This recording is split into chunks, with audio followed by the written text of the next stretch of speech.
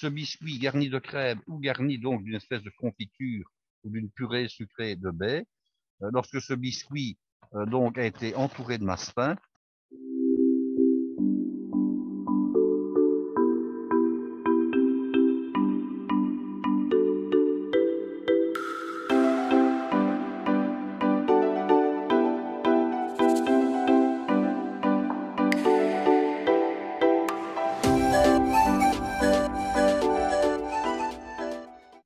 Très chers amis qui nous écoutent et qui nous regardent sur sopac.be ou sur toutes les plateformes dédiées au podcast, bonsoir chers amis. Je vois que vous commencez à vous connecter sur sopac.be un peu partout dans le monde, donc c'est tout à fait sympathique. Merci à vous. Si vous n'oubliez pas de vous abonner pour notre newsletter, notre lettre d'information, donc sur le site sopac.be, vous avez tout ce qu'il faut pour nous laisser vos coordonnées, votre nom, votre prénom, votre adresse mail, et voilà, je vous enverrai un petit mot. Chers amis, ce soir, nous avons avec Guy un programme chargé, n'est-ce pas Guy? bonsoir Claude, et bonsoir à tous nos auditeurs, effectivement. Alors, je dis bonsoir, mais si ça tombe, on ne nous Oui, écoutera pas le soir, hein, on nous écoutera tôt le matin, ou à midi, ou eh bien oui, l'après-midi. parce que Eh bon, oui, le monde est large. et puis c'est l'avantage du podcast, c'est qu'on peut l'écouter à toute heure, même la nuit si on veut, hein. Oui, absolument. Si on Donc peut ici, en fait, nous enregistrons, mais c'est en soirée, mais bon, on va dire bonjour, bonsoir, bon après-midi, comme Voilà, ça tout le monde pourra s'y retrouver. Ben oui, tout le à programme fait. est chargé aujourd'hui, effectivement. Alors, allons-y pour les actualités, Guy. Eh bien, les actualités, nous allons revenir à notre histoire de chocolat, puisque Oui, ça empoisonne, si on peut vraiment employer l'expression, ça empoisonne un petit peu la vie chocolatière en Belgique, cette histoire-là, et par, je dirais, par rebondissement successif, quand même, ça impacte pas mal d'industries, je dirais, en Europe, qui utilisaient le chocolat de la société en question. Donc, je rappelle, pour ceux qui n'avaient pas écouté nos anciens épisodes de quoi il s'agit, il y a eu une première contamination à la salmonelle dans une usine qui dépend du groupe Ferrero qui se trouve à Arlon. Alors, on pourrait dire, ben tiens, voilà, c'est un premier malheur et c'est un premier problème. Et puis, allez, 2, 3 semaines plus tard, on s'est rendu compte qu'il y avait aussi un problème de salmonelle dans une autre chocolaterie qui est la plus grosse usine mondiale de production de chocolat, qui se trouve en Flandre, entre Bruxelles et Gand, dans une localité qui s'appelle Wieze, et qui est une ancienne société qui s'appelle Calbo à la base, qui a fusionné ultérieurement avec le chocolat Barry, qui est un chocolat français, qui est devenu Barry Calbo et qui s'est installé à la bourse de Zurich pour des raisons, dirons-nous, de convenance. Bon. hmm, Donc, cette usine a les mêmes problèmes de salmonelle dans ses lignes de production que l'usine de Ferrero Rocher. Alors, c'est quand même un petit peu bizarre, cette histoire-là. Et d'un autre côté, c'est concordant. Même problème, même produit de fabrication. Qu'est-ce qui se passe? ouais. Donc, on a fait une enquête pour se rendre compte que le problème n'est pas dû tant à une usine ou à une autre qui doivent observer toute une série de pratiques rigoureuses concernant l'hygiène, mais que c'est dû à un produit qui entre dans la composition du chocolat. Alors, ce produit, qu'est-ce que c'est? C'est la lécithine. Alors, la lécithine est un produit qu'on trouve naturellement dans le jaune d'œuf. On en met parfois dans la mayonnaise quand on veut en rajouter pour favoriser la fermeté et la bonne tenue de la mayonnaise. Qu'est-ce que c'est pour une molécule? C'est une molécule qui a un pôle hydrophobe et un pôle hydrophile. Alors, qu'est-ce que ça veut dire? Ça veut dire qu'elle permet à des produits qui contiennent à la fois de l'eau et des corps gras, qui d'habitude ne sont pas miscibles entre eux, je dirais, de former quelque chose je dirais, de lié, hein. Alors, si je Oui, prends le cas de l'exemple de la mayonnaise, vous avez de l'huile, bien entendu, et puis vous avez du vinaigre qui est un corps aqueux, parce que le vinaigre contient quand même plus d'eau que le vinaigre d'acide, hein. Bon, si vous mettez de l'huile et du vinaigre en même temps, vous avez beau mélanger, vous avez de la vinaigrette. oui, Alors, le fait d'ajouter des jaunes d'œufs et de faire une mayonnaise, vous n'avez plus une vinaigrette, vous avez une mayonnaise, c'est une chose qui est liée. Eh bien, dans le chocolat, on met de la lécithine. Pourquoi? Parce que ça permet d'avoir une certaine tenue. Donc, il y a de la lécithine dans le chocolat. Et puis, on s'est rendu compte qu'en fait, les salmonelles venaient par la lécithine. Et la lécithine, bien sûr, ce n'est pas pour incriminer le pays duquel c'est originaire, parce que bon, ça pourrait venir n'importe où. La lécithine est importée de Hongrie, et je ne serais pas étonné que le problème qu'on a rencontré à la fois chez Ferrero, à Arlon, et ici maintenant à Wies, chez Callebaut, ait la même origine, puisque c'est chaque fois de la salmonelle dans le chocolat. Oui. Alors, pour vous donner maintenant une ampleur, bon, des dégâts, si on peut employer l'expression, ils vont devoir nettoyer tout ça, hein. Ils vont devoir vider toutes les conduites, et je vous donne quelques chiffres pour que vous puissiez vous rendre compte de ce que ça représente. Donc, le porte-parole de Callebaut, qui est M. Warlock, a indiqué à l'agence Belga, qui est l'agence, je dirais, qui correspond à France Presse en France, hein. Donc c'est l'agence, je dirais, de presse du pays, que c'était une opération de nettoyage, et je ne fais que citer ici ce que je lis, sans précédent. Alors, il y a 24 lignes de production dans l'usine, et il y a 10 lignes de moulage. Il faut savoir que le moulage chez Callebaut, à la base, c'est un moulage en plaques de 5 ou de plaques de 10 kilos. Donc, Ouais. des très grosses plaques qu'on mettait anciennement dans les tempéreuses, donc dans les machines qui après font fondre le chocolat et le mettre à la bonne température. Sans compter que Callebaut avait inventé également les gouttelettes, les drops, qui permettaient donc de ne plus passer par le tempérage compliqué. C'est-à-dire que les gouttelettes de chocolat étaient déjà, je dirais, tempérées, cristallisées. On pouvait les faire fondre au micro-ondes, on les ajoutait dans du chocolat fondu pour l'amener à la bonne température, c'était beaucoup plus facile. Donc vous avez toutes ces lignes de production là. Alors, comme je vous ai expliqué, le site là de production est le plus grand du groupe au niveau mondial. Et il y a 30 kilomètres de canalisation qui doivent tout être vidés et nettoyés. Oh là Il faut là. savoir que le chocolat dans les tuyaux, ça colle, c'est épais, et quand ça refroidit, ça durcit. Oui. Donc, ça ne doit pas être facile, je dirais, de nettoyer, parce qu'en plus, je le sais par expérience, quand on a un récipient dans lequel il y a eu du chocolat, euh, ajouter de l'eau chaude, ça ne nettoie pas si bien que ça, il faut ajouter des solvants, hein. Oui. Alors, en plus, dans l'usine, il y a 120 réservoirs de stockage dans lesquels il y a 20 tonnes de chocolat chacun. Oh, Ah oui, donc faites le compte, hein. 120 fois 20 tonnes, ça fait 2400 tonnes de chocolat. Je sais pas si vous oui. voyez ce que ça peut vouloir dire, hein. Oui. Oui. Et Oui. alors, bon, il faut les vider, les nettoyer et les désinfecter toutes manuellement, d'après ce que je lis. Et à tout ça, mais il y a plus de 200 pompes et connecteurs, puisqu'évidemment, le chocolat, quand il est produit, ben, via des tuyaux 30 kilomètres, est pompé par des pompes certainement très spéciales, parce que le chocolat, ce n'est quand même pas de l'eau ou du lait, hein, c'est une Oui. matière qui a une fluidité particulière, avec tout Oui. un mécanisme certainement adapté, hein, on doit bien Hum, l'imaginer. Donc, ils hum. vont devoir être vidés également, nettoyés, désinfectés et revérifiés. Donc, c'est vraiment un travail de titan. Et alors, ils pensent pouvoir retravailler aux premières lignes de production, pas à tout, à partir du début du mois d'août, tout en disant qu'il faudra plusieurs semaines pour remettre l'entièreté de l'usine en Ouais. état de fonctionnement. Alors, leurs centaines, voire leurs milliers de tonnes de chocolat, je ne sais pas trop ce qu'elles vont devenir, parce que ça, on n'en parle pas. Ouais. Je n'ai pas trouvé d'informations, mais voilà un petit peu pour ce qui concerne, je dirais, notre problème de chocolat à l'usine Callebaut. Bon, bon, tu suis ça de près. Bah, disons que je m'intéresse et j'essaie de trouver des articles qui en parlent, de Oui. manière à voir un petit peu ce qu'on en dit. D'accord. Le principal, c'est qu'il n'y ait pas de rupture dans les approvisionnements en pralines dans les magasins de la capitale. Oui, Pour le absolument. moment, ça a l'air de tenir.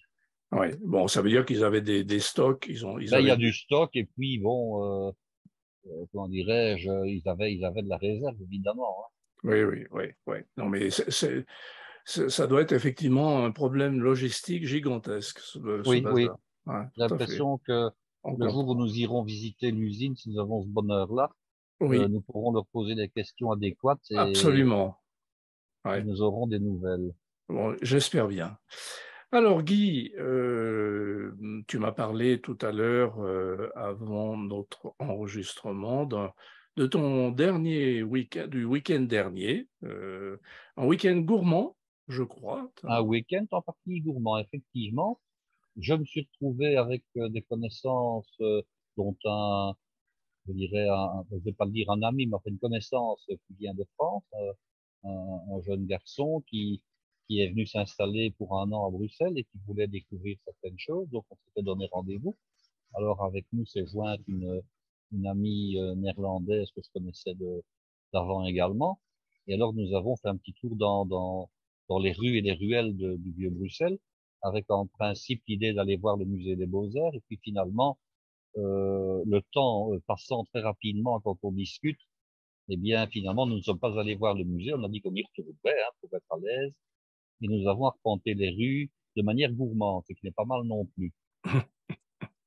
Alors, qu'est-ce que nous avons fait? D'abord, nous avons mangé au repas de midi. Et en Belgique, quand on parle du repas de midi, on parle non pas de déjeuner, mais de dîner, hein, il faut savoir. Hein. Oui, Donc, nous avons dîné. Nous avons gardé l'ancienne terminologie oui, avant qu'on fasse glisser ça en France d'heure en voilà. heure à partir du règne de Louis XIV jusqu'à la soirée. Donc, nous dînons toujours à midi, puisque c'est midi, nous dînons, et le soir, nous soupons, même si on ne mange pas de la soupe. Voilà. Oui, oui, oui, oui. Hein. Maintenant, bon, parfois on adopte le vocabulaire français pour être compris, mais enfin, traditionnellement, nous dînons à midi. Ouais. Et alors, nous sommes allés dans un établissement dont je reparlerai un jour parce que il vaut la peine je dirais, d'être cité d'une part, et puis d'autre part, c'est vraiment une institution à Bruxelles, et j'invite ceux de nos auditeurs qui viendraient à Bruxelles d'y aller, de s'y rendre. C'est le Sirio. Alors, le Sirio, c'est vraiment l'institution du bas de la ville, parce qu'il faut savoir que Bruxelles, c'est une ville, je dirais, où il y a le bas et le haut, hein. Le bas est plus populaire, le haut est au départ plus aristocratique, pardon. C'est Oui. là que se trouvait le palais du Coudenberg avec les ducs de Brabant et puis l'empereur Charles Quint, donc c'était sur les hauteurs. Donc dans le bas de la ville, à côté de l'ancienne bourse, qui va devenir maintenant, après travaux, hein, le temple de la bière. Attention, c'est pas rien. Hein. Oui. Il y a déjà un musée de la bière sur la Grand Place, il y a un autre musée de la bière du côté d'Anderlecht où on réalise encore la gueuse de manière tout à fait traditionnelle. Mais le temple de la bière va s'installer dans l'ancienne bourse de Bruxelles avec un rooftop là-bas tout au-dessus. Alors c'est un superbe bâtiment de style néo-renaissance avec de l'éclectisme parce que bon, c'est un bâtiment qui était construit sous le règne de Léopold II, donc à l'époque où en France c'était Napoléon III. On voyait un petit peu le genre de l'opéra Garnier à Paris. Bon, ben ça vous donne un peu Je, une idée de la grandiloquence du type de bâtiment que ça peut être. oui, je vois ça, je l'ai pris sur mon navigateur favori sur mon iPhone, le Sirio, Cirio, Voilà. le Et le Sirio. Sirio.be. Et le Voilà. Sirio, lui, il est juste à côté de la fameuse ancienne bourse, qui va donc devenir ce temple de la bière.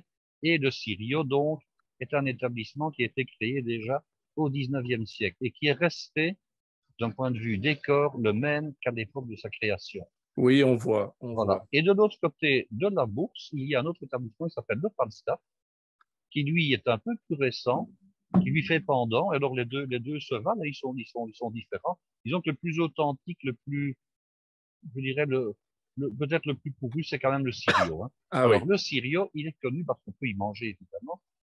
Il est connu pour la boisson fétiche du Sirio, c'est ce qu'on appelle le Alvenal. Alors, le Alvenal, Alvénal, Alvénal. Alvenal, c'est du flamand, c'est du néerlandais bruxellois. Alors, ça Ouais. veut dire du moitié-moitié. Moitié-moitié de quoi? Eh bien, le personnel vient à table avec une flûte à champagne. Bon, pas la petite flûte à champagne des boîtes où les dames, je dirais, pratiquent dans des lumières tamisées. Hein. C'est vraiment la belle Oui, flûte à champagne traditionnelle. On vous la ouais. dépose sur la table. Alors, ils ont avec eux dans une main une bouteille de mousseux. Traditionnellement, c'est un mousseux italien puisque le Sirio a été fondé par un monsieur d'origine italienne. Ils en versent la moitié, enfin, ils remplissent le verre à moitié avec le mousseux. Et puis, ils complètent le verre avec du vin blanc sec, mais un vin blanc non pétillant cette fois-là, un vin blanc tranquille traditionnel. Et alors, ils forment ce qu'on appelle un méniste, c'est-à-dire qu'ils ont tellement d'habitude de faire ça, ils vont servir, je dirais, le vin blanc jusqu'au sommet du verre, en le faisant, je dirais, non pas dépasser, mais ils forment ce petit bombement caractéristique des liquides, euh, qui fait que vous n'avez absolument aucune marge pour pouvoir prendre votre verre, vous en saisir et le porter à votre bouche. Donc, c'est vous qui devez approcher votre bouche du verre, faute de quoi vous en renversez, je dirais, une bonne part sur vos vêtements. Mhm. Le problème étant, c'est que les tables sont relativement petites, comme dans beaucoup de brasseries. et qu'on a vite fait de donner un coup de genou ou de pied dans un des pieds de la table. À ce moment-là, la table tremble et on en verse sur la table. Donc, on n'a pas respecté, je dirais, le contrat tacite qui veut qu'on doit pouvoir s'emparer du verre, y porter les lèvres sans rien renverser. Ça, Et c'est alors, la petite attraction du moment. oui, Guy, si tu permets, le mousseux italien, c'est du Prosecco?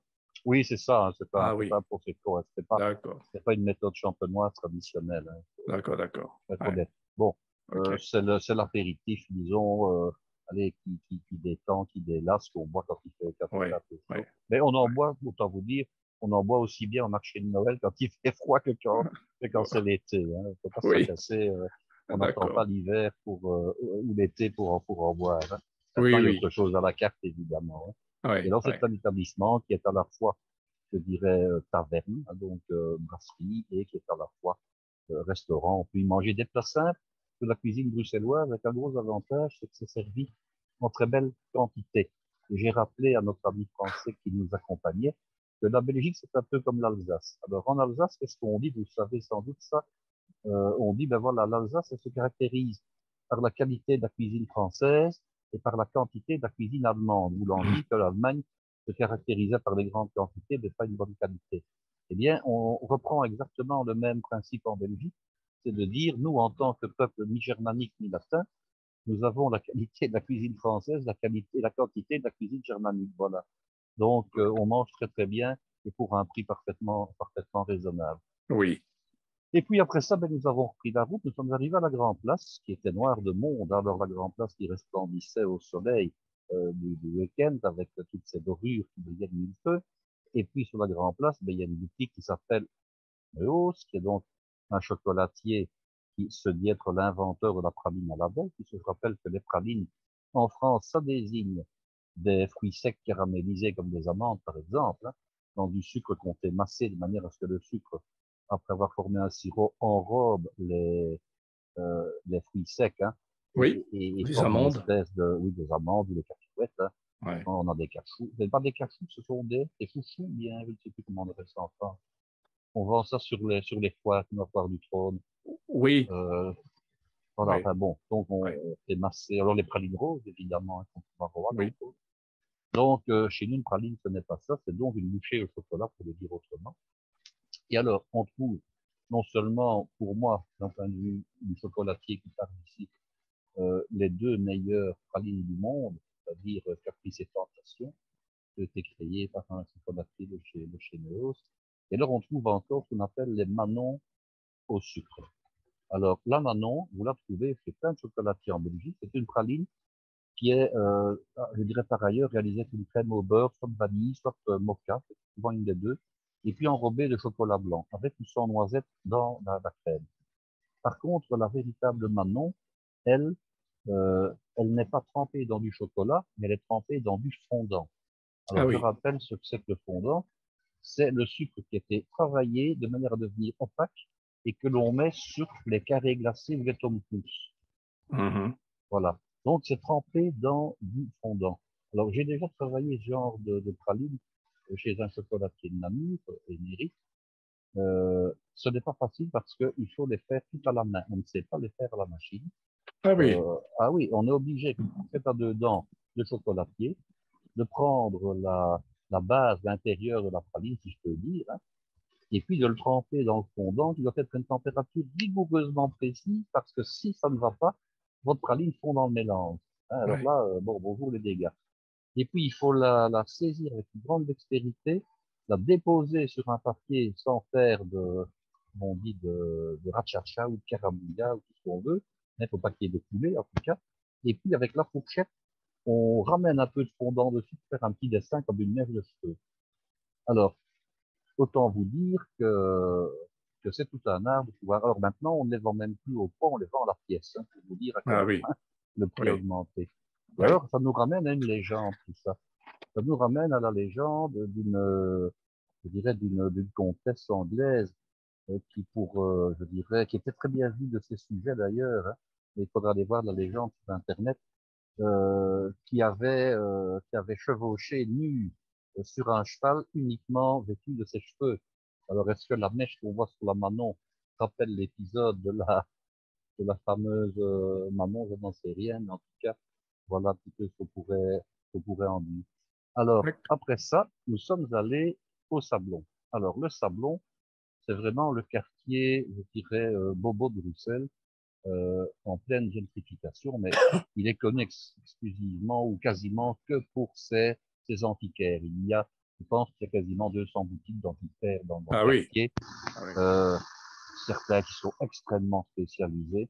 Globalement, il y a des antiquaires qui sont spécialisés en œuvres africaines, par exemple, comme la Ah Belgique oui. était disons, pays colonisateur en Afrique centrale, Ah certains oui. sont spécialisés là-dedans, et on trouve de tout, on trouve la porcelaine chinoise, on trouve, bref, celui qui veut chiner, il peut s'amuser, il n'y a pas de souci, hein. Ouais. Ouais. Et alors, il y a aussi sur la fameuse place du Grand Sablon, alors le Sablon, qu'est-ce que ça veut dire? C'est que c'était au départ une carrière de sable, tout simplement, hein, le Sablon, c'est Oui. ça que ça veut dire. Il y a Marcolini et il y a Wittemer. Alors, Marcolini, peut-être connu de nos amis français parce qu'il a participé de temps en temps à l'émission du meilleur pâtissier en tant que jury, hein, ça c'est une chose. Il a été invité, je pense que c'était par Stéphane Bernard d'une autre émission sur le chocolat, je dirais, spécialiste. Et puis Marcolini, il a gagné la Coupe du Monde, je crois que c'est en 89, mais bon, c'était à Lyon, hein, au moment de la foire gastronomique à Lyon, au mois de janvier. Oui. Donc, Marcolini, c'est quand même une pointure. Et alors, un petit peu plus loin, il y a Wittemer. Alors, Wittemer, c'est le fournisseur de la cour. La boutique est restée tout à fait traditionnelle. Le magasin n'est pas très, très grand. Ils ont une boutique de chocolat, je dirais, dans la même rue, qui communique par l'arrière avec les ateliers, avec la boutique pâtissière. Là, il y a évidemment boulangerie, traiteur et dessert et gâteaux. Mais il y a également, je dirais, bar à glace. Donc, Ah en oui. été, vous avez la foule qui se masse sur le trottoir. C'est un peu, disons, c'est un peu différent, mais c'est un peu de Bertillon à la mode bruxelloise. Si Oui. ce n'est qu'avant, j'étais un petit peu déçu. Avant le Covid, j'avais eu la chance de manger sur la terrasse. Il y avait une terrasse avec des tables, et Ah on oui. venait vous servir. Et là, vous n'avez plus que de la glace à emporter. Ils ont mis quelques tables pour manger, des manches debout, comme on appelle ça. Mais c'est moins agréable que quand vous étiez assis. On venait vous servir une belle coupe de glace, on vous servait un verre d'eau, hein, et une tuile. C'était quand même un peu plus classe, comme on dit, hein, voilà. Mhm. Donc, ben voilà, nous avons mangé notre glace de chez Vitamer. Guy, alors, qu'avez-vous fait après votre départ de chez Wittemer? Eh bien, j'avais envie de poursuivre jusqu'au Petit Sablon, qui est la partie supérieure, je dirais, de ce qu'on appelle le Sablon en général, qui est séparé en deux, le petit et le grand, le petit est en dessus, et qui a été transformé en un superbe square floral, avec une fontaine quand elle fonctionne, si elle ne fonctionnait pas, où se trouvent les comtes d'Egmont et de Roon. C'est une fontaine qui se trouvait jadis à la Grande Place de Bruxelles, devant ce qu'on appelle la Maison du Roi, qui était D'accord. l'ancienne halle au pain. Et alors, Ah elle oui. commémore in situ, au départ, donc sur la Grande Place, je dirais la décapitation des comtes d'Egmont et de Horn, qui étaient deux nobles protestants, donc qui ont eu maille à partir avec, je dirais, les représentants du roi Philippe II d'Espagne, puisque vous savez que au départ, les Pays-Bas, dits bourguignons d'abord et puis espagnols ensuite, c'était l'équivalent du Benelux actuel, plus le nord de la France. Et le sud des Pays-Bas était resté fidèle à l'Église catholique romaine, le nord était devenu protestant. Les protestants étaient très mal vus, d'autant plus que le roi Philippe II lui était resté, disons, d'un catholicisme à faire peur. Mhm. Mhm. Donc, celui qui ne voulait pas se reconvertir à la religion catholique traditionnelle, ben, c'était mal barré pour lui. Donc, et ces Mhm. deux nobles étaient venus près, je dirais, à la cour pour, je dirais, essayer de plaider leur cause et la cause des autres protestants, essentiellement situés au nord, donc dans ce qu'on appellerait la Hollande actuelle. Et puis, bah, bien mal leur en a pris parce que s'en est suivi leur décapitation sur la Grande Place de Bruxelles, Ah oui, avec confiscation de tous leurs biens, ce qui n'est pas non évidemment. plus la meilleure des choses, hein. Oui. Voilà. Donc, on a érigé une grande statue au départ sur la Grande Place et puis on l'a ensuite amené au Petit Sablon qu'on a transformé en un joli parc. C'est vrai que ça vaut vraiment le dépaysement, c'est arboré, c'est très fleuri. Et alors, ce qui scinde le parc, ce sont des dizaines de statues qui représentent tous les métiers des guildes de Bruxelles. Alors, une guilde, je ne sais pas si c'est un mouvement qui était connu en France. Une guilde, c'est-à-dire que c'était un ensemble des gens de métier avec à Voilà. leur tête quelqu'un, je parle de l'Ancien Régime, hein, Mm. quelqu'un qui représentait chacun des métiers. Je Mm. pense qu'à Paris, Étienne Marcel Oui, était un peu l'équivalent de oui, représentant un peu d'une guilde. Ça, voilà. oui, oui, Donc oui. voilà, ça c'était des guides. Alors toutes les statues sont bien entendu différentes. Je pense qu'il y a de mémoire plus de 40 statues hein, qui Ah saignent, oui. qui entourent le square. Mm. Et alors tous les piédestals sont différents et toutes les grilles qui se trouvent entre les différents statuts sont différentes également. Donc Ah il y a oui. là un travail, je dirais, de ferronnerie extraordinaire Ouais. au niveau de ce qu'il y a moyen de faire en ferronnerie. Et alors, Mm. au-dessus du square, il y a le palais de Nassau. Alors, le palais de Nassau, qui porte le nom de la dynastie des Orange-Nassau, qui est la famille régnante aux Pays-Bas. C'était le palais donc de la famille en question à Bruxelles, à l'époque de l'empereur Charles Quint. Et le palais de Nassau est actuellement utilisé par le ministère des Affaires étrangères pour recevoir les hôtes de marque. Alors, sa Mm. particularité, c'est de receler en son sein un escalier qui s'appelle l'escalier des ambassadeurs et qui est une copie de l'escalier des ambassadeurs de Versailles, qui lui n'existe absolument plus. Donc, quand on vient en Belgique lors des journées du patrimoine, on peut monter le fameux escalier des ambassadeurs. Il en existait une copie en France qui a été démolie dans les années 60, si mes souvenirs sont bons, du côté de l'avenue Foch, aux grandes dames de tous les amateurs d'art. Et alors, il en existe une autre qui se trouve à Erquimsee en Bavière, je dirais, qui a été réalisée à l'instigation du roi Louis II de Bavière, lorsqu'il a voulu refaire un Versailles là-bas en Bavière.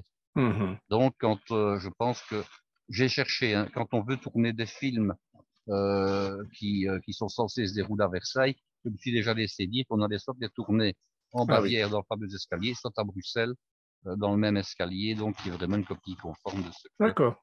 de ce que c'était à Versailles. Et puis Mm. après ça, ben bon, je leur ai montré les lieux de l'ancien palais de Tour et Taxi. Alors ça doit vous dire quelque chose, Tour et Taxi, surtout le mot taxi évidemment, Mm. puisque c'est de là qu'a été créé le premier service de malposte international, donc le Ah service oui. postal international, Ah oui. Oui, oui. puisqu'à à l'époque donc de Marguerite d'Autriche, qui était la fille de l'empereur d'Autriche, elle était donc gouvernante au niveau des Pays-Bas pour son frère qui était Philippe le Beau, qui était devenu entre-temps roi d'Espagne en épousant Jeanne la Folle. Et le papa, donc l'empereur donc du Saint-Empire romain germanique, lui résidait à Innsbruck.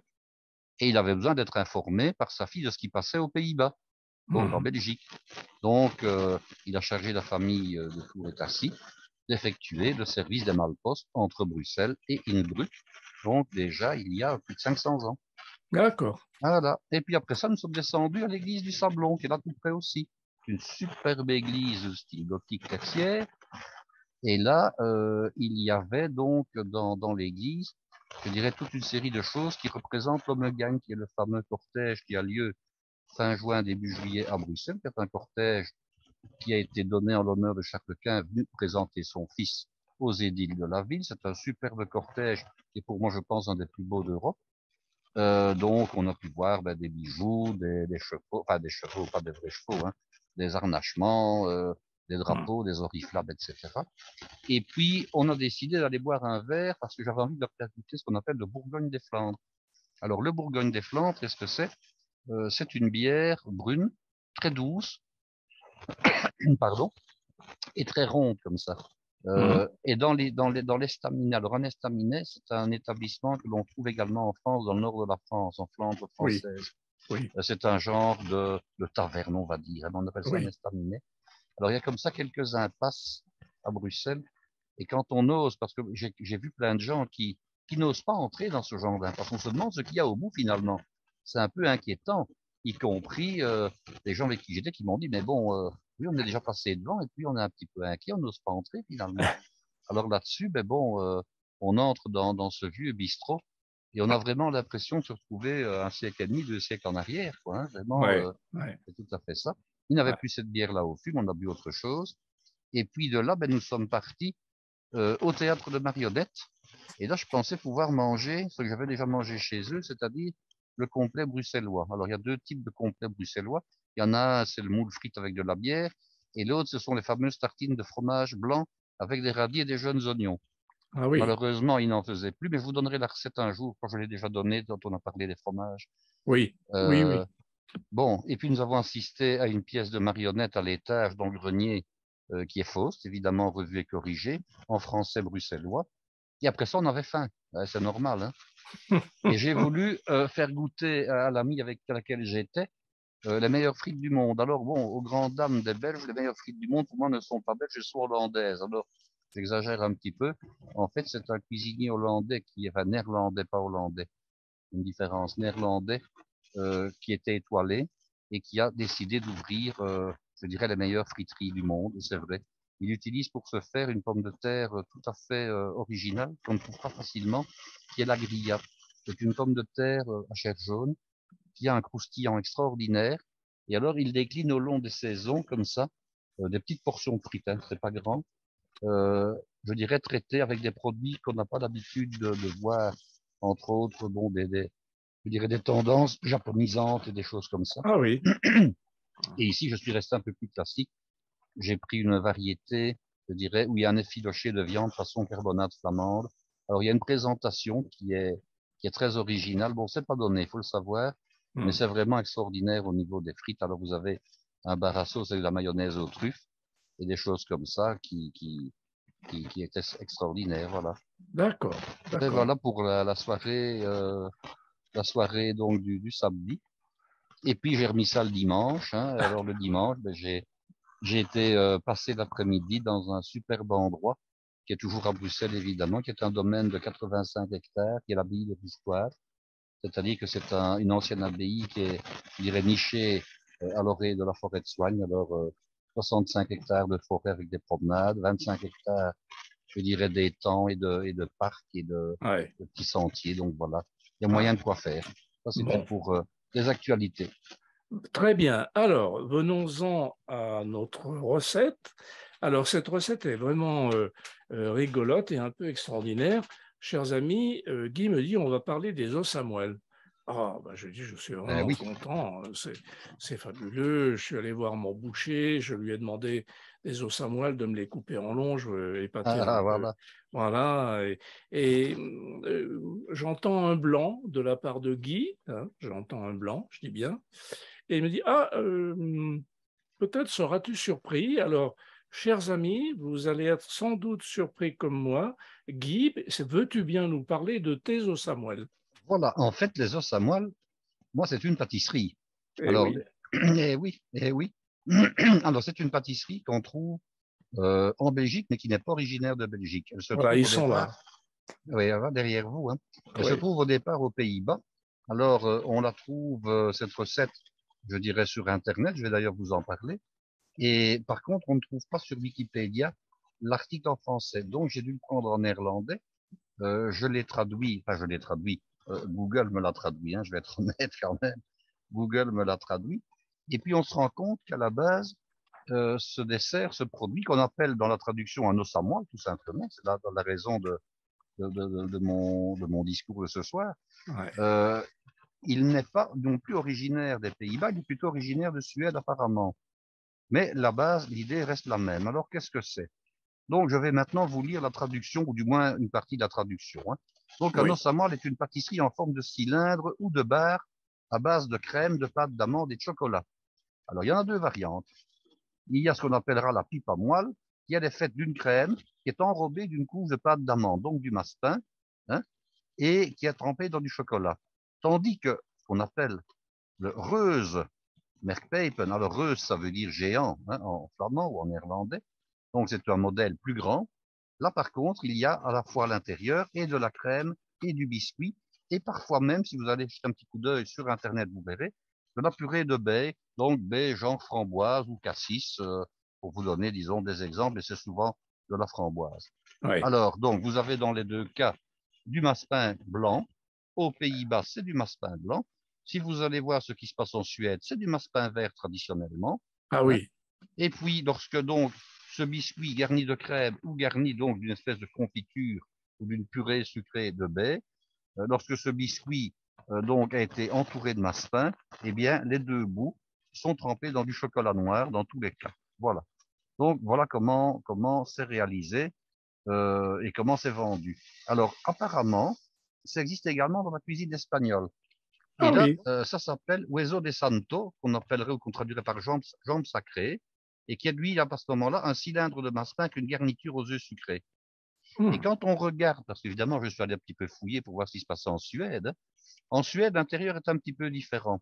Et alors là, ça vaut la peine d'être narré, mais si vous allez voir un petit peu par curiosité, je dirais dans les autres langues, et puis que vous faites la traduction, on se rend compte qu'en Suède, ce qu'on met à l'intérieur, ce sont des déchets de biscuits. Ah, Et on dit même, sans doute que ce sont des mauvaises langues, mais qu'il doit y avoir un fond de vérité, que ce sont même des déchets de biscuits dus au balayage par terre. Donc, on oh, balayait, je dirais, ce qui pouvait tomber lors de la fabrication en atelier. Hein, on mélangeait tout ça avec de la crème, avec du punch, donc avec du rhum. Hein, et puis, on en farcissait, je dirais, des bandes de massepain et qu'on trempait ensuite dans le chocolat. Bon, il est évident que si ça s'est fait un jour et à une époque, ce n'est plus oui, actuel puisque ce n'est les, plus de les, saison. les, les lois et le suivi Oui, alimentaire ne permettraient plus ce genre de choses. En tout cas, malheur à celui qui le ferait, qui oui, serait dénoncé par son personnel ou qui serait, disons, je dirais, on aurait analysé les produits et trouvé des choses pas trop catholiques, comme on dit. À mon oui, avis, ça ne pourrait plus se faire. Donc oui, voilà un petit peu ce qu'est le fameux os à moelle qui se traduit par merkpeipje. C'est le petit os à moelle ou reuze merkpeipen, qui veut dire un gros os à moelle. Alors, d'accord. c'est vraiment un dessert qui est à mi-chemin entre ce qu'on appellera le dessert et le biscuit. C'est un Oui, peu entre les deux. Alors, certains pâtissiers en fabriquent encore, mais c'est quand même très très fortement industrialisé pour une raison toute simple, c'est que ça demande quand même pas mal de manipulation. Or, ce n'est pas un produit que vous pouvez vendre extrêmement cher finalement. oui, Donc, maintenant, dans l'agroalimentaire, il y a énormément de chaînes de fabrication qui automatisent quasiment tout. oui, Donc, c'est un biscuit qui, à mon avis, jouit je dirais, des progrès de l'agroalimentaire et qu'il y a une très très forte mécanisation de la chose. Mais je vais quand même vous donner la manière de procéder si vous souhaitez en faire, parce que ça vaut la peine d'en faire pour soi. Ce n'est pas très compliqué finalement. Hein. Et on peut oui, en oui. plus les faire, je dirais, et les congeler en partie en cours de fabrication. Ah oui. Donc, c'est quand même un avantage. Hmm. Alors, pour vous décrire le produit, qu'est-ce que c'est? Vous avez une ou deux abaisses de génoise. Donc, ce sont des couches de biscuits dont j'ai donné la recette. C'est un biscuit léger fait à base d'œufs entiers, de sucre et de farine avec éventuellement un tout petit filet de beurre. Donc, on cuit donc de la génoise à la feuille. Ça veut dire quoi? Ça veut dire qu'on la cuit en une épaisseur d'à peu près 1 centimètre. Hein. Donc, ça va très, très, très vite. Hein. Ça prend juste quelques minutes. On bat les œufs avec le sucre. Quand on a atteint le développement maximum, on met une petite pincée de sel au départ. On ajoute la farine tamisée ou un mélange de farine et de fécule ou de maïzena. Hein, donc, on peut mélanger les trois fécules ensemble, n'en mettre que deux ou n'en mettre qu'une seule. À ce moment-là, on mettra plutôt de la farine. Bon, c'est un biscuit qui est très léger, qu'on va donc dresser sur une plaque, soit beurrée, farinée, soit garnie d'un papier de cuisson, beurré lui-même aussi. On va enfourner, temps de cuisson, selon le four, 180 degrés, je dirais 7, 8, 9 minutes, ça dépend un Oui, petit peu de j'allais dire 10 l'épaisseur. Hein. minutes, quoi, oui. Voilà, maximum 10 minutes. Ouais. On démoule. Alors, on va garnir ça avec quoi? Avec une crème. Alors, on peut mettre une crème au beurre traditionnelle, hein, tout à fait habituelle, mais Ouais. les industriels ne se compliquent pas l'existence. Ils font ce qu'on appelle un shortening. Alors, un shortening, c'est un nom anglais pour désigner les crèmes au beurre à l'anglaise. Alors, qu'est-ce que c'est? C'est tout simplement de la matière grasse. Généralement, ce n'est même pas du beurre, c'est plutôt de la margarine, en fait, hein, qui est mélangé avec du sucre impalpable, du sucre glace, tout simplement, et qui est aromatisé à la vanille. Voilà. Donc, c'est Mhm. vraiment pas compliqué. En plus, ça a l'avantage, c'est de tenir dans le temps. Une crème au beurre qu'on gardera à température ambiante, puis ce sont des biscuits qui sont très souvent vendus dans les grandes surfaces ou bien dans les magasins à faible coût, ça doit tenir plusieurs semaines. Hein. Donc, Oui. une crème au beurre avec des œufs, des vrais œufs, hein, voilà, tout simplement, ce serait beaucoup plus délicat. Donc, en Ouais. faisant ce qu'on appelle un shortening, alors les quantités, c'est pas compliqué. Vous mélangez ensemble du sucre glace que vous avez tamisé avec du beurre ou de la margarine. Donc, tout ça dépend. Si vous souhaitez le manger tout de suite, vous pouvez passer par une vraie crème au beurre. Mais si vous voulez les faire avec une petite mise en place, vous pouvez donc garder l'idée donc de la margarine mélangée avec du sucre. Bon, l'équivalent de 200-250 grammes de sucre par kilo de crème au beurre, disons de fausse crème au beurre hein, ici, donc crème au beurre sans œufs. Alors, ça doit être sucré. Le reproche que je fais pour les variétés industrielles, c'est d'être un tout petit peu trop sucré. C'est pour ça que je vous dis de ne pas Ouais. dépasser 200-250 grammes de sucre. Si vous voulez en mettre un petit peu plus, vous en mettez un peu plus, évidemment. Donc, vous Ouais. mélangez votre margarine avec le sucre glace tamisé, un petit peu de vanille pour aromatiser. Et alors, on peut mettre également un petit peu de purée de fruits. Alors, purée Ouais. de fruits, c'est une purée de baies. Moi, je vous dirais, si vous voulez avoir des choses très simples, vous prenez tout simplement un petit peu de confiture de fraises ou de framboise, vous passez un petit coup de mixeur, donc de passe-potage dedans, pour la rendre plus cuite, faire une marmelade. Et alors, Oui. qu'est-ce que vous faites? Vous prenez une première abaisse de génoise, vous mettez une toute fine couche de confiture, disons, mixée, donc de marmelade. Ensuite, vous mettez une toute fine couche de margarine sucrée, hein, et puis vous mettez l'autre abaisse de pâte. Alors, Mhm. vous laissez durcir le tout, hein, que la crème au beurre ait le temps de figer, donc vous remettez au frigo, et puis vous coupez des bandes de manière à avoir, au couteau, hein, couteau aussi éventuellement, de manière à avoir des bandes comme ça qui vont vous faire à peu près 2 cm et demi je dirais, de largeur, tout Oui. simplement. Ouais. Ça va faire des bandes vaguement carrées, hein, Ouais. donc de section. Et puis, vous les recoupez à longueur après pour avoir des biscuits qui vont vous faire l'équivalent de, allez, un grand doigt, c'est-à-dire Ouais. 7-8 cm, 8 Ouais. centimètres de long. Voilà. Donc, Ouais. vous avez donc je dirais vos biscuits. Autre possibilité, c'est de les laisser en longueur et puis de les enrober de massepain dans toute la longueur de votre plaque. Ça, c'est une autre Mhm. possibilité. Alors, le Mhm. massepain, revenons un petit peu sur le massepain. Qu'est-ce qu'il faut prendre comme massepain? Il y a deux grands types de massepain. Alors, les puristes vont dire, il y a le massepain et il y a la pâte d'amande. Alors, je vais éviter d'employer l'un plutôt que l'autre. Je vais tout simplement vous dire qu'il y a du massepain qu'on appelle le 50-50 et il y a du massepain qu'on appelle le 1 tiers, 2 tiers. Alors, l'un est dit pâtissier, l'autre est dit confiseur. Ah. Normalement, j'en ai discuté avec un producteur de massepain, hein, j'en ai parlé avec un très gros fabricant qui me disait ignorer la subtilité entre les deux. Il y en a un qui est normalement réalisé traditionnellement au sucre cuit et l'autre au sucre cru. Le 50-50 est normalement réalisé au sucre cru, donc au sucre qui n'a pas été cuit. Tandis que dans l'autre cas, le sucre a été cuit. Qu'est-ce que ça permet? Ça permet d'utiliser le massepain confiseur directement, tel que, tandis que l'autre doit passer par le four ou entrer comme ingrédient dans la préparation d'un biscuit qui doit cuire. Mhm. Alors, vous regardez tout simplement que le massepain soit 2 tiers, 1 tiers. Alors, c'est du style 2 tiers de sucre pour 1 tiers d'amande, évidemment. Hein, Ouais. le sucre coûtant bien sûr beaucoup moins cher que les amandes, on l'a compris. Ouais. Et en plus, ce massepain, on doit le renourrir. Alors, qu'est-ce que ça veut dire? Si vous prenez 1 kilo de massepain, vous allez lui rajouter de nouveau 100 grammes de sucre glace en le retravaillant délicatement à la main, de manière à incorporer ce sucre glace. Alors, qu'est-ce que ça a comme bénéfice? Ça va assouplir le massepain, ça va le blanchir et ça va abaisser son prix de revient.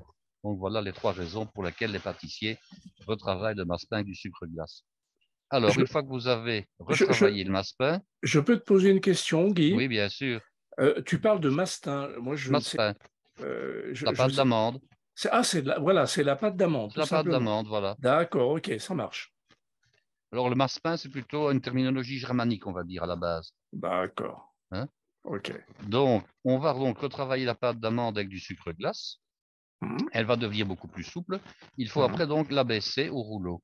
Alors, Mhm. la pâte d'amande, elle a tendance à sécher. Donc, on abaisse des quantités pas trop importantes. Ça demande un peu de dextérité à la base, mais ce n'est pas compliqué. On prend Ouais, un rouleau à tarte. On travaille généralement sur marbre ou sur une surface relativement lisse quand même. Sur une table en bois abîmée ou gondolée, ça marche pas bien, hein. mhm. Donc l'idéal, c'est sur un marbre, évidemment, ou une table en Mhm. métal, ou une table en bois, mais qui n'est pas abîmée, qui est toujours bien, bien lisse. On met un petit peu de sucre glace, on met un peu de sucre glace sur son rouleau, et on abaisse donc la pâte d'amande ou de massepain. Et on l'abaisse de manière à avoir une abaisse d'à peu près 1,5 mm, 2 mm d'épaisseur, hein. Ça, c'est la Oui, bonne hauteur. oui, Hein. On prend une roulette ou un couteau, on l'égalise d'un côté, on l'égalise sur les deux autres côtés, c'est-à-dire en haut et en bas. En oui. tout cas, on l'égalise à la longueur du biscuit qu'on doit emballer, tout simplement. D'accord, d'accord. Et puis après, on pose dessus le biscuit qu'on doit donc enrober. Mhm. On amène par la droite, je dirais, le massepain à entourer donc le biscuit. On lui fait subir une rotation complète. Et Mhm. puis après, on coupe de nouveau le long du biscuit qui vient d'être emballé et on serre un peu de manière à ce que le massepain referme tout simplement, se Oui, referme. se Oui. soudent autour du biscuit. Voilà. D'accord, Alors, une fois d'accord. que vous avez vos bâtons qui sont comme ça, enrobés de massepain, de pâte d'amande, il faut Oui, les couper à la longueur que vous souhaitez et les oui, tremper dans du chocolat fondu noir. oui, Alors, qu'est-ce qu'on fait? On achète du chocolat noir dit de couverture.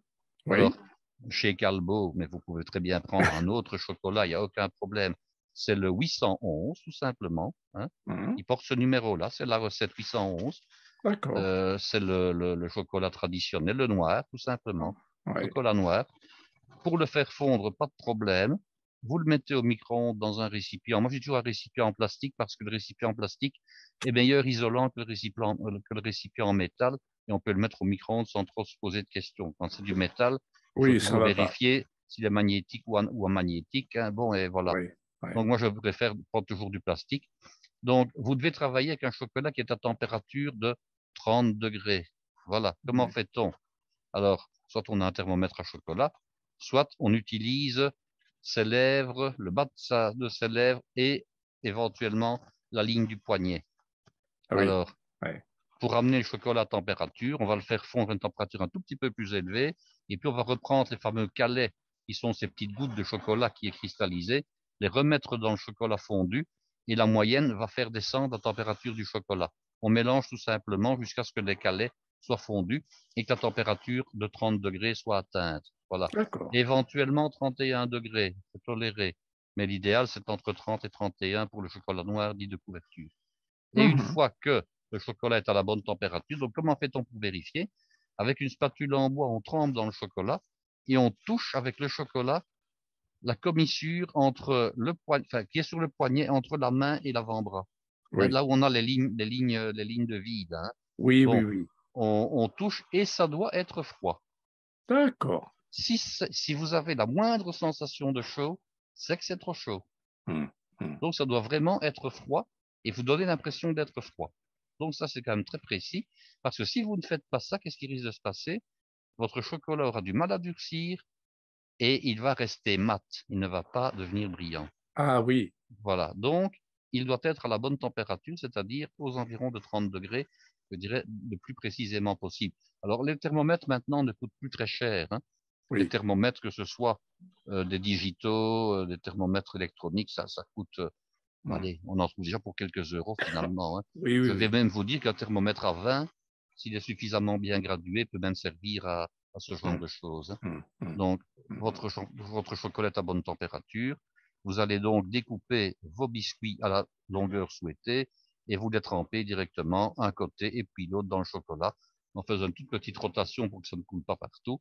Et vous les disposez, par exemple, ou sur une grille ou sur un papier blanc de cuisine. Et D'accord. puis vous laissez figer. Et vos os à moelle sont prêts.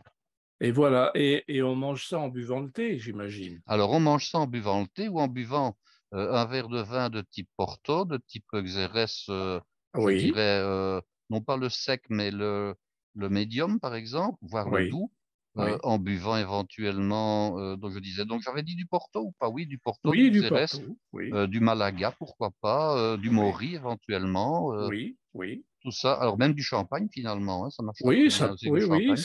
tout à un, fait. un bon vin mousseux, un champagne, éventuellement un vin d'Alsace bien frais, pourquoi pas, Oui, un mousseux de Loire, un crément de Bordeaux, un crément d'Alsace, oui, tout ça oui, va marcher. oui. Et ben voilà Et alors, Oui, pour revenir à ce que je disais, vous pouvez très bien réaliser ça en deux parties et congeler une partie. À savoir que lorsque vous avez garni, donc fourré vos deux abaisses de génoise, vous pouvez très bien en les emballant, je dirais, en les découpant et en les emballant en bâtons non garnis de massepain, tout simplement, hein. Jamais oui, mettre le massepain au congélateur, hein. Vous les emballez dans du papier film et vous les mettez au congélateur. Et puis vous avez des gens à l'improviste qui viennent, pas de problème. Vous sortez une barre ou deux, vous l'emballez dans du massepain, même congelé, il n'y a pas de problème. oui, Vous oui, l'emballez dans du massepain et puis vous faites fondre votre chocolat, vous trempez les extrémités dans oui, dans le chocolat. dans le chocolat, et puis ça y est. La seule chose, c'est que si c'est congelé et que ça n'a pas dégelé, ce qui risque de se passer, c'est que la condensation va se mettre sur le massepain et l'eau et le massepain ne font pas bon ménage. Ça risque de devenir un peu collant, un peu poisseux. Oui, Donc l'idéal, c'est de retirer votre, je dirais votre base de biscuit garni du congélateur et de le laisser retempérer. Ça, c'est quand même l'idéal, Oui, ça évidemment. sera quand même mieux. Hein. Ça Ouais, serait quand ouais, même mieux. ouais. Maintenant, vous pouvez aussi garder, je dirais, emballé avec le massepain autour, sans avoir congelé, plusieurs jours au réfrigérateur. Ça ne posera pas de Oui, problème, hein. ouais, ouais, Mais ouais. emballé dans du papier film pour éviter que l'humidité ne vienne, disons, dessus. Parce que les produits en massepain au réfrigérateur, c'est toujours une catastrophe. Oui, oui.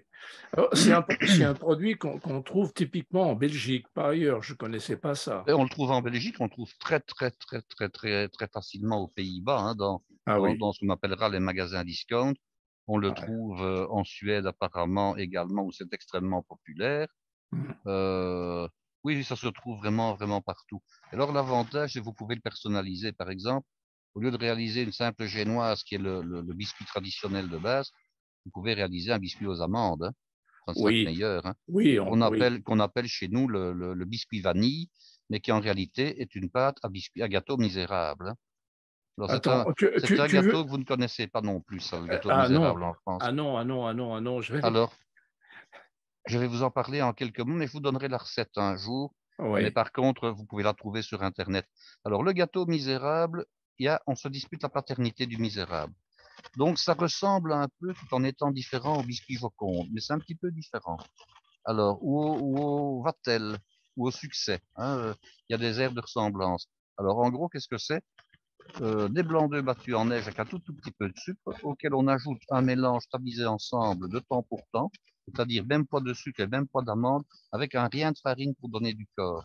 On ouais, ajoute ça, et puis on va cuire le biscuit en question, qui est très léger, sur une feuille, donc soit dans un moule, soit sur une feuille de papier qu'on a beurré et qu'on a parsemé d'amandes effilées blanches non cuites, hein, et on cuit ça, je dirais un petit peu comme la génoise de tout à l'heure, épaisseur à peu près, bon, on peut faire des feuilles d'1 centimètre, des feuilles de 2 centimètres, et alors quand on garnit ça d'une crème au beurre ou d'une crème mousseline, et qu'on décore simplement de sucre glace et d'un peu de cacao, on a le gâteau misérable.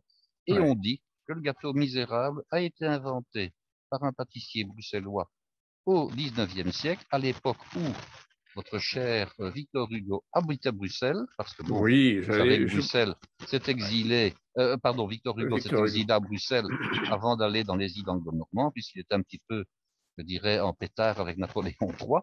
Oui, Et alors, comme il a terminé, qu'il a écrit Les Misérables à Waterloo, et qu'il a été publié par un éditeur belge en premier lieu, puisqu'il n'était pas question plus d'éditer en France, eh bien, le pâtissier, au moment de la sortie du livre Les Misérables, a créé le gâteau Les Misérables. Enfin, de oui, Misérables, voilà. d'accord. Je me doutais bien qu'il devait y avoir un lien avec Victor Hugo.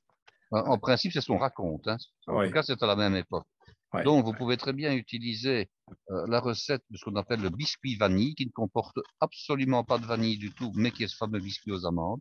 Je sais que parfois, il y a des paradoxes un petit peu spéciaux, mais c'est comme ça. Hmm. C'est comme le haricot de mouton, dans lequel on ne met pas de haricot quelquefois, hein. Bon, voilà. Oui. Ça existe. Donc, vous pouvez très bien utiliser ce biscuit-là qui ne sera pas, je dirais, anachronique. Par contre, je vous parlerai prochainement des fameuses pâtes de chèvre, et Ah, là, nous verrons qu'il y aura du biscuit misérable dedans. ah, très bien, très bien. Bon, c'est tout pour le Samuel, Guy? Ah, ben, pour le samoal, en tout cas, pour celui-là, oui. Pour celui-là. Bon, eh ben, Oui, en vous écoute, disant évidemment que vous pouvez le varier aussi concernant la garniture intérieure, hein. Ici, oui, oui, j'ai oui, parlé d'une crème à la vanille. Bon, rien ne vous empêche d'en mettre une mocha, une pralinée, d'une, je dirais, que sais-je moi, oui, alcoolisée, au marasquin. On oui, peut tout est vraiment, possible. tout est possible, hein. Oui, Vous oui, pourriez même mettre entre les deux couches de biscuits des fruits confits hachés. Vous pourriez même faire ça, oui, oui, version crème au beurre, whisky, et mettre des brisures de marron glacé. Enfin, je veux dire, oui, même éventuellement du lemon curd, hein, pour ceux qui aiment le lemon curd, ou une confiture d'orange. Enfin, je veux oui. dire que la base traditionnelle, c'est un shortening à la vanille, point à la ligne, mais comme on peut mettre une marmelade de fruits aussi entre les deux couches, vous pouvez très bien personnaliser votre biscuit Oui, comme oui. vous l'entendez, hein. Alors, chers amis, si vous avez des questions sur la fabrication des eaux Samuel, si vous n'avez pas bien compris quelque chose, faites-nous un mail. Hein, vous avez de quoi faire sur sopac.be. Vous pouvez nous faire mettre vos commentaires et Guy se fera un plaisir de vous répondre. Eh bien, En écoute, tout cas, je me Guy. ferai un plaisir de donner l'explication dans un numéro, je dirais dans un numéro audio sur le net, ça c'est Ah, sûr. oui, oui, absolument, absolument. Oui, oui, oui, Comme ça effectivement. profitera à tout le monde en fait. Hein. Ah, tout à fait, ça profitera à tout le monde. On dira, quelqu'un a posé cette question, donc voilà la réponse. Eh bien, merci Guy, Et avec plaisir, Claude. et à très bientôt alors, hein, Guy. Et à très bientôt, bien sûr. Chers amis, bonsoir, et n'hésitez pas à nous faire vos commentaires, vos suggestions. À bientôt. À Bye bientôt. bye.